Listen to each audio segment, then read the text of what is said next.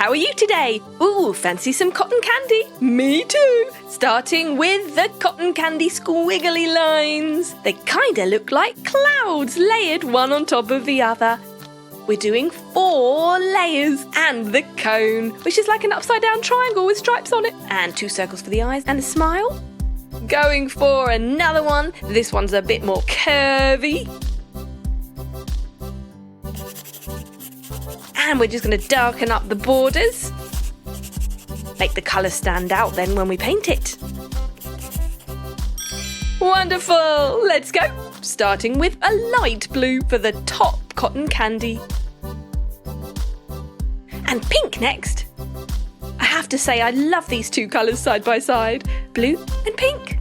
What do you think? Yellow next. An excellent choice going around the eyes. Wow, look at it sparkle. And gold for the bottom layer. Interesting. Around the smile. Pink mouth. And stripy cone. Every other stripe can be purple and the rest can be yellow.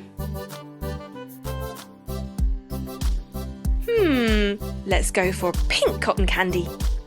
Yummy, yummy in my tummy. Let's do it all one colour this time.